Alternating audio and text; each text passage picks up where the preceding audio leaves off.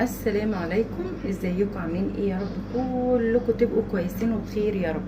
اللهم صل وسلم وزيد وبارك على سيدنا محمد وعلى اله وصحبه اجمعين. زي ما تعودنا قبل اي فيديو نترحم على والدي ووالدتي وعلى اموات المسلمين اجمعين. ربنا يا رب يرحمهم ويسامحهم ويغفر لهم ويجعل مسويهم الجنه ويصبرنا يا رب على فراقهم، امين يا رب العالمين.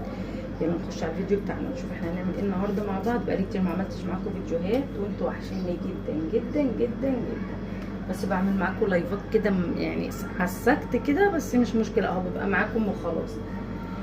المهم يا امارات، يلا نسمي الله ونصلي على رسول الله ونخش على الوصفه بتاعتنا. فاكرين لما قبل كده قلت لكم انا عملت البيتزا بطريقه تحفه جدا جدا جدا جدا؟ اي طريقه بيتزا بنزلها لكم والله العظيم بيكون فعلا فعلا جامده، احسن من اللي قبلها. تمام، بيبقوا احسن من بعض. النهارده بقى طريقه البيتزا دي مش بتاعتي انا، لا دي بطريقه شيف ياسمين صالح. تمام، تعالوا نسمي الله ونصلي على رسول الله ونشوف احنا ايه مكوناتنا ايه. كيلو دقيق، كيس لبن بودر، انا بقولك مقدار الكيلو. كيس لبن بودر، كيس من الخميره الفوريه، انا عامله كيلو ونص فهاخد كيس ونص من الخميره الفوريه. تمام، يعني هاخد معلقه كبيره ونص من الخميره الفوريه. تمام يا امارات، تمام يا احلى واجمل اخوات في الدنيا. طب يلا نشوف بقيه الايه المكونات واحنا شغالين مع بعض. اول حاجه نجيب البوله بتاعتنا كده ونجيب الميه الدافيه.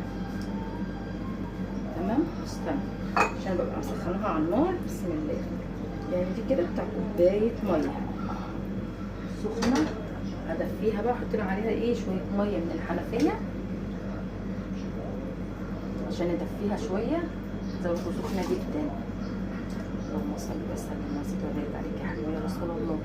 بقالي كتير ما عملتش معاكم فيديوهات بقى، يلا اكبروا بخاطري كده عشان خلاص القناه قربت على ال2000 اهو. يلا بقى يا امارات بقى اكبروا بخاطر اختكم كده وفرحوا قلبها. هي دي حاسه برضه ان هي سخنه. لا حلو. الميه بتاعتي بحط معلقتين كبار من السكر، معلقتين كبار سكر. بسم الله، ادي واحد، ادي اتنين. صليتي على النبي يا قمر، صلينا على النبي عليه الصلاه والسلام. طبعا عاوز ايه تاني؟ اللهم صل على سيدنا محمد. نجيب بقى الخميره بتاعتنا، هاخد ظرف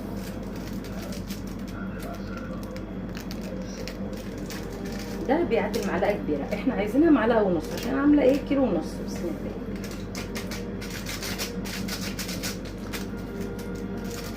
بقى معلقه صغننه.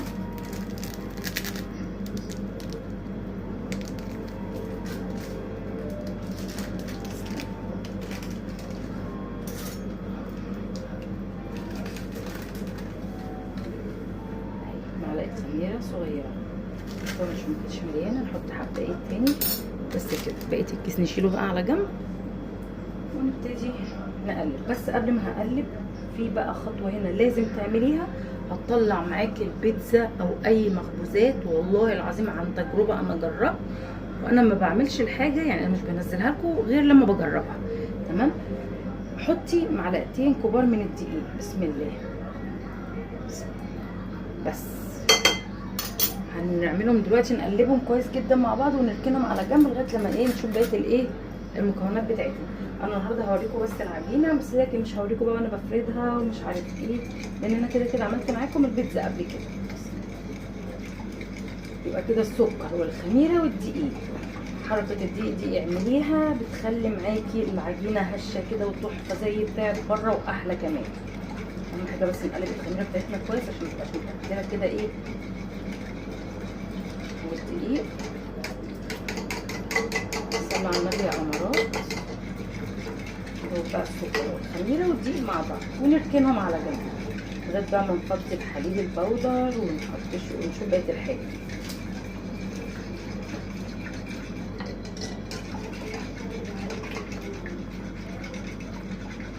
والله العظيم جربي ان انت تحطي الدقيق على الخميره وعلى السكر وعلى الميه وتسيبيهم على جنب، وبعد كده اعملي المخبوزات بتاعتي وشوفي المخبوزات بتاعتك هتبقى طراوتها عامله ازاي وجمالها عامل ازاي.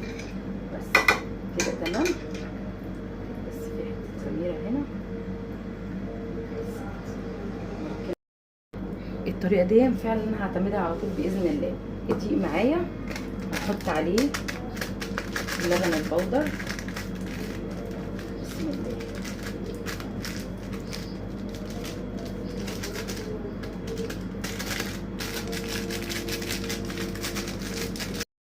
فزي ما بقول لكم بقى خلاص كده حطيت اللبن البودر. نحط شويه الملح، ما بين ايديكي كده شويه ملح.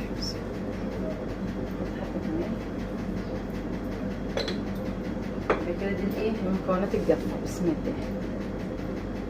لسه في اضافات تانية هتعجبك جدا جدا جدا. الطريقه ديت هعتمدها وعلى طول هعمل البيتزا بنفس الطريقه ديت. انا عملت بقى ايه بقيه الحاجه هعملها بالفراخ. انا طبعا ايه مش هجيب بقى وانا بظبطها، انا جبت ايه بقى هوريكم العجينه بس، هوريكم في الاخر بعد ما هخلصها وتستوي، عشان الفيديوهات ما تبقاش طويله عليكم. ان انا قبل كده عملت معاكم البيتزا، عملتها معاكم كتير، بس دي عشان اول مره اعمل معاكم العجينه ديت فحبيت ان انا ايه اطلع اوريها لكم. بس بجد فعلا تستحق ان انت تجربيها. طيب معانا ايه كمان؟ معايا معلقتين زبده. تمام، معلقتين من الزبده. جربي مش هتخسري والله العظيم اي حاجه، انت هتعشقيها وعلى طول فعلا هتعمليها بنفس الطريقه ديت. كمان هنحط زيت. انا بحب احط زيت زيتون. بس افتح الازازه. بسم الله. 1 2 3 ايه معالق من زيت الزيتون. تمام كده، تمام كده. الزبده بدرجه حراره المطبخ اهي. بصوا اهي خلاص. دي تقليبه كده. بسم الله. اللهم صل على سيدنا محمد. اللهم صل وسلم وبارك عليك يا حبيبي يا رسول الله. طبعا مش هعملها بقى بايديا خلاص. نفضل بقى ايه نشرب كده الدقيق بالزبده والزيت بتاعنا. نفضل يعمليها كده لغايه لما تبقى عامله زي حبات الرمل المبلوله. تمام يا امارات؟ انا حاسه صوتي واطي. صلوا بينا على النبي عليه الصلاه والسلام وجربي الطريقه دي، هتعتمديها وهتبقى تعملي البيتزا بتاعتك بيها احسن من بتاعه بره بكتير جدا جدا جدا جدا.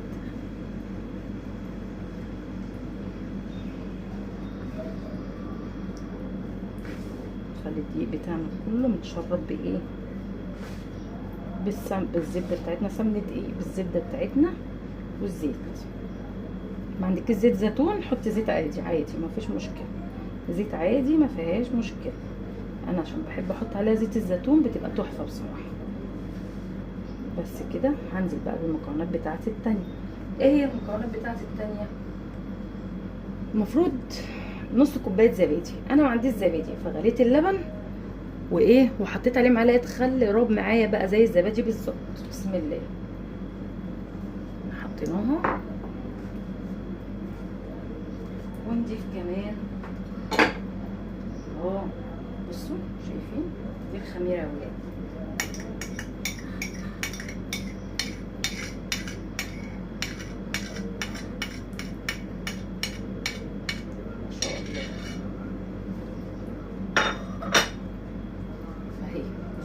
ما شاء الله شايفين. بسم الله. ننزل بكل حاجه في البوله بتاعتنا ننزلها.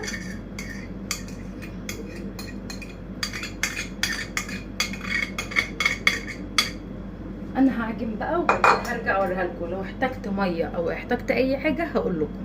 تمام، عشان طبعا انتوا عارفين العجن فمحتاج قاعده في الارض بقى والكلام ده، ولازم تعجنيها كويس جدا جدا جدا لغايه لما تبقى ناعمه معاكي. اهي امارات كده خلاص عجنتها زي ما انتوا شايفين كده اهو. ما شاء الله ملمسها ناعم وزي الفل. هسيبها بس تخمر وبعد كده نبدا ايه نشتغل فيها. بصوا يا امارات بقى بسم الله ما شاء الله. شايفين بقى العجينه بتاعتي اختمرت ازاي، بقت زي الفل ازاي ما شاء الله عليها اهو. هنعمل ايه دلوقتي؟ هنبدا بقى نقطعها ونشكلها. عايزه تعملي بقى ميني بيتزا، عايزه تعملي بيتزا كامله براحتك، عايزه تعمليها بقى وتشيليها بسم الله ما شاء الله، اللهم صل على حبيب النبي الغالي عليه الصلاه والسلام. عايزه تعمليها وتشيليها في الفريزر براحتك. اول حاجه انا بفرد العجينه بتاعتي على دقيق، تمام. بعدين نحط شويه دقيق كده على السمنه عشان نقطع عليها العجين بتاعنا ونبتدي ايه نفرده، تمام. بسم الله. بحب افرد العجينه بتاعه البيتزا على دقيق مش على زيت. الاول كنت بعملها على زيت بس لا، لقيتها مش حلوه خالص، جربتها بالدقيق لقيتها احسن. يعني بالدقيق بتبقى احلى، بتبقى عامله زي بتاع بره بالظبط. نبتدي بقى نسمي الله ونقطع بقى الايه الاحجام اللي احنا عايزينها. بسم الله. انا مش بحبها تبقى تخينه قوي، انا ببقى عايزاها زي بتاع بره بالظبط.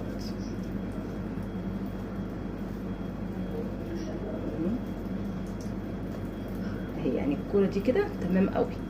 شايفين ملمسها ناعم وجميل ازاي. بقى ايه نركنهم هنا. بسم الله. طبعا الوش بتاع العجينه بتاعتي قبل ما اغطيها بكون حاطه عليها شويه من الزيت، تمام، عشان ما تلزقش في اي حاجه انت تغطي بيها. بس انا نسيت اقول لكم، معلش مش مركزه يا ولاد، حقكم عليا. اللهم صل وسلم وزد وبارك عليك يا حبيبي يا رسول الله. تمام كده. هقطع كل البيتزا بتاعتي وارجع لكم تاني.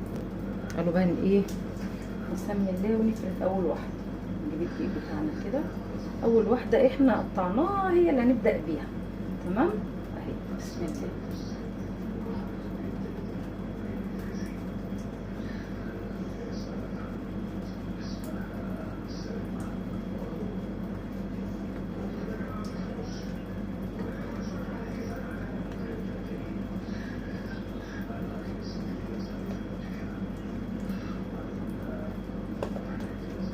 بحب افردها بالمردنه بس عشان ايه لو حد ما عندهوش يفرد بايديه عادي.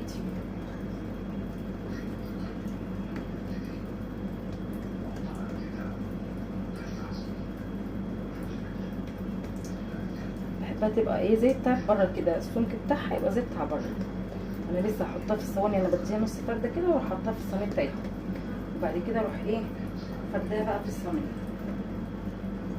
تمام يا امارات، تمام يا احلى واجمل اخوات في الدنيا. هروح افردها كلها بنفس الشكل وارجع لكم تاني بقى ايه بعد ما اسويها، تمام، عشان الفيديو ما يطولش عليكم. بصوا خلاص بقى كده انا خلصت البيتزا بتاعتي اهي زي ما انتم شايفين. بسم الله ما شاء الله، حاجه كده تحفه تحفه تحفه. بصوا ما شاء الله جامده جدا جدا جدا اهو. شايفين القمر اهو. لو وصلتي بقى لغايه هنا كبري وخاطر اختك بالدعوه الحلوه واللايك الجميل واشتركي في القناه لو اول مره بتشوفيني، فعلي الجرس على الكل عشان يوصلك مني كل جديد، واعملي لايكات كتير كتير وشيري الفيديو على قد ما تقدري. عايزه اقول لك بجد بجد يعني تستحقي ان انت تجربيها. بصي شايفه من الظهر عامله زي بتاع بره بالظبط، حاجه تحفه. بصي شايفه الفراغات دي حاجه جامده جدا جدا جدا. ايه رايكم يا ولاد؟ ملهاش حل. يلا لو وصلتي بقى لغايه هنا اقبلي وخاطر اختك زي ما قلت لك، ادعي دعوه حلوه من قلبك واعملي لايكات كتير وشيري الفيديو على قد ما تقدري. ولو اول مره بتشوفيني اشتركي في القناه وفعلي الجرس على الكل عشان يوصلك مني كل جديد، واعملي لايكات كتير كتير وشيري الفيديو على قد ما تقدري يا امارات. يلا استنونا بقى في فيديوهات تانية كتير جايه ان شاء الله.